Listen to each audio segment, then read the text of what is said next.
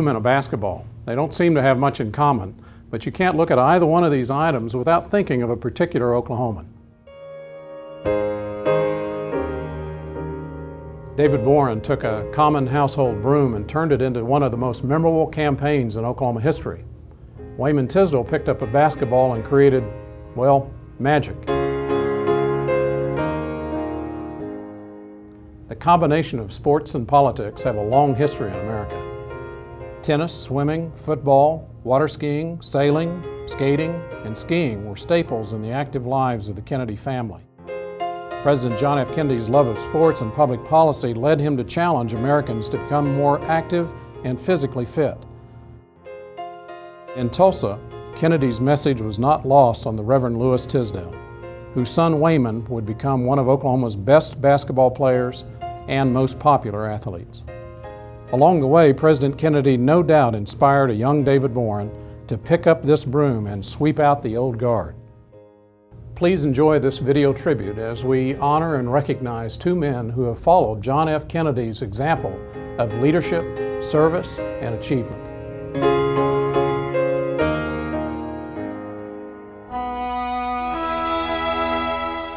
John F. Kennedy was elected the 35th President of the United States in 1960 and remains the only Catholic ever to serve in that high office. President Kennedy was also a proud Knight of Columbus. He joined Bunker Hill Council 62 of Charlestown, Massachusetts in 1946. He became a fourth-degree Knight in 1954. Service to the nation as the hallmark of a good citizen was the message of John F. Kennedy. In 1960, the word went forth to the world that the torch of freedom had passed to a new generation, and John F. Kennedy carried that flame of liberty. President Kennedy's words that called a new generation to better their communities rings as true today as when he said, "Ask not what your country can do for you, ask what you can do for your country." Kennedy challenged America to be its best, strive for the best we can be. He called Americans to serve in a cause greater than ourselves. He challenged us to go to the moon, to join the Peace Corps, go to college and change our world. The JFK years were special in America. We call them Camelot. For one brief shining moment, we had our dream and our Sir Lancelot. That time was so short, but the echoes still call out to our memories. We can change our world. Each of us can make a difference. Each of us should make a difference. We honor that spirit tonight.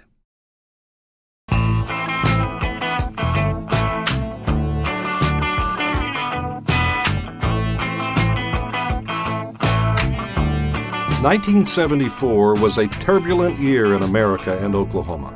Our political institutions seemed to be coming apart at the seams. An unpopular war in Vietnam dragged on, and the Watergate crisis was at the point of impeachment hearings. In Oklahoma, the governor's office faced scandal and criminal investigation. Amidst these dark clouds, a little-known reform-minded state representative from Seminole announced his bid for governor. With only 2% name recognition, David Boren's decision to take on a sitting governor from his own party seemed as brash as it was bold. But no one could have foreseen what was to come. In the months that followed, the Boren Broom Brigade swept away the old guard and made David Boren the youngest sitting governor in America at just 33 years of age. Boren had carried all 77 counties in one of the largest landslides in state history. David had beat Goliath again. His victory was a remarkable victory. And it began as a sort of children's crusade. Literally, he had the youngest people imaginable in his campaigns. In one town in southeastern Oklahoma, when he had his first rally, a 15-year-old young man came, and he was the only one that came, so David made him chairman of his campaign in that county. When miracle of miracles happened and he got elected governor, later the people from that county came to meet with David to ask him for some political favors, and they mentioned that they had cleared it with the 15-year-old who had been the only one to show up at David's campaign. So he brought young people He was a magnet for young people, and he brought those people into office as governor. There was a lot of new blood, a lot of new ideas, a lot of creativity in the office of governor. The meteoric rise of David Boren has never faded. Today, he is one of Oklahoma's favorite sons and one of America's most respected statesmen. Son of Oklahoma Congressman Lyle Boren, David graduated Phi Beta Kappa from Yale University in 1963. He completed his master's degree 2 years later as a Rhodes Scholar at Oxford University in England. In 1968, he earned a law degree from the University of Oklahoma. Boren began a lifetime of public service in 1966 when he was elected to the Oklahoma House of Representatives from Seminole County. His election as governor in 1974 poised him for greater heights, and in 1978, Boren was elected to the U.S. Senate. He became well known for his bipartisan influence and expertise in the art of political compromise. During his 3 terms in the Senate, he became the longest-running chair of the powerful Senate Intelligence Committee and secured his place among America's greatest political leaders.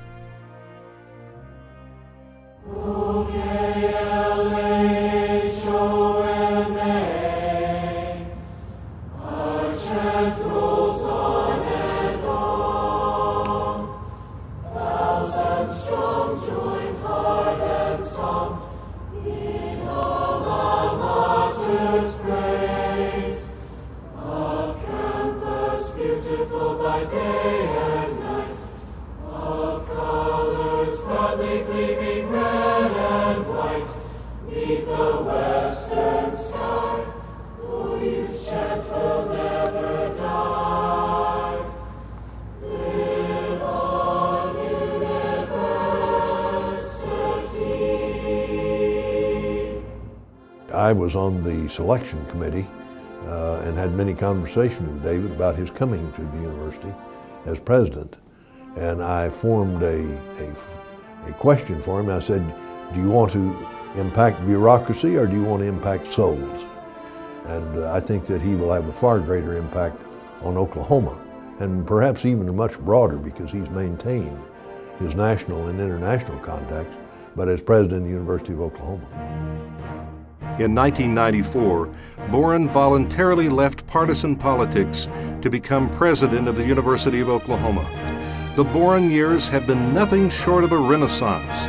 Since assuming the presidency, OU has added 20 new academic programs, broken ground on nearly $1 billion in construction projects, and taken the university endowment to unprecedented levels. The OU donor base has more than quadrupled, and in his first 10 years alone, another $1 billion in private gifts were donated to the university. Today, the University of Oklahoma is among the top 15 public universities in the nation in private endowment per capita. Well, I don't know that there's much anybody can say to truly thank David Boren for what he's done for this state and this country. Any discussion of public service, certainly in this state, and I really believe in this nation, would have to include the name David Boren. David Boren is quoted as saying, "Simple things like honesty, knowing right from wrong, openness, self-respect, and the courage of conviction make the difference between a nation that is truly great and one that is merely rich and powerful." These words truly embody Boren's lifetime of service, and they echo the challenge and spirit that John F. Kennedy brought to our country almost 5 decades ago.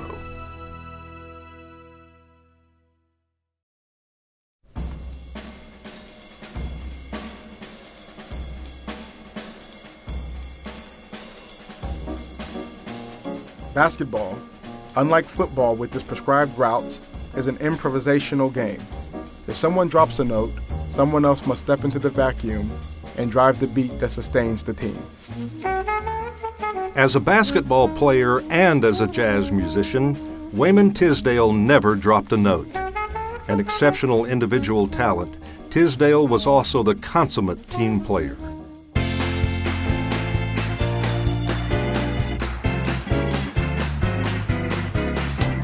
Born June 9, 1964, Wayman Tisdale spent his childhood days in Tulsa. As the son of a local preacher, service to others was just part of being a Tisdale. As Wayman grew up, his neighbors noticed his wonderful smile, and Oklahomans noticed the way he played basketball. Tisdale led Tulsa, Washington to a state title, and he was named Oklahoma High School Player of the Year. In 1982, he committed to the University of Oklahoma. There, he became the first player in collegiate history to be named All-American as a freshman, sophomore, and junior. I'm telling you, Wayman Tisdale is a ferocious competitor. He won a gold medal as a member of the 1984 U.S. Olympic basketball team, and the Indiana Pacers made him the second overall pick in the 1985 NBA draft. He spent 12 years in the NBA, amassing more than 12,000 points and 5,000 rebounds. Tisdale became the first player in any sport to have his jersey retired by the University of Oklahoma. When Blake Griffin was granted permission to wear number 23 during his career for the Sooners, he sought and received Tisdale's blessing before accepting it. In my opinion, Wayman was like the smiling assassin. You know, even though he was getting pushed around, try to be out-muscled by guys that might have been, 6'10", 6'11", 7-footers. But again, Wayman had that ability that he gets you on his hip. He knows he got you there. He's almost start smiling while the pass is in the air, because he knows it's 2 points. Okay? And if you slipped up and tried to cheat in class, it was going to be a dunk. And that's what he wanted to do. He wanted to dunk on your head, then go back down the court smiling. Before retiring from basketball, Tisdale had already begun a new career in music. He released his debut CD, Power Forward, in 1995. It rose to number 4 on Billboard's contemporary jazz charts, and like all his music, crossed over to the R&B charts. Tisdale's follow-up releases all landed in Billboard's top 10, with 2001's Face to Face going all the way to number 1.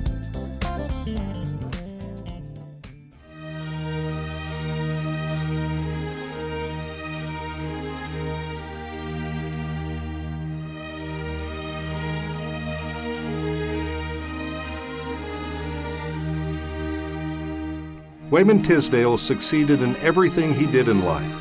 Beyond basketball and music, one of his greatest achievements was the grace and inspiration he demonstrated at the end of his life. In 2007, he was diagnosed with bone cancer. After 2 rounds of chemotherapy, Tisdale had part of his right leg amputated and had to learn to walk again. Always smiling, always positive, his experience led him to establish the Wayman Tisdale Foundation. Today, the foundation raises money to help amputees in need of prosthetic devices, which are not always covered by health insurance.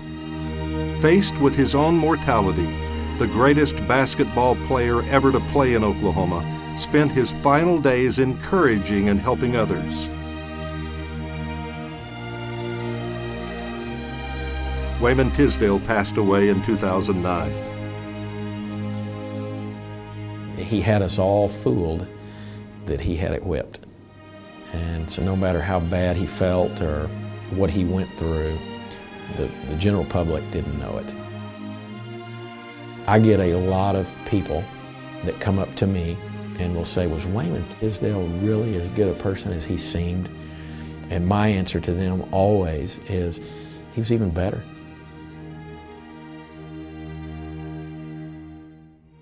There's Wayman Tisdale fans from, Miami to, all the way to Seattle, Washington, and then countries all around the globe. And that's the great thing about music, is that it'll live on forever. And so I think his last disc, one of his last CDs was called Rebound. Well, Wayman Tisdale will be a rebounding king for the rest of our lives and for generations to come, because of what he did, how he rebounded in life, and what he did to make Oklahomans feel good, and also those around him that were friends and associates in the entertainment business. I just can't think of a better person that you would want to know about and teach your children about and make them understand, so they don't ever forget what Wayman Tisdale is about. And then, oh, by the way, while we're doing that, let's slide in some smooth tunes from Wayman too, to find out all about WWT. I mean, it's a great legacy, great way to be remembered.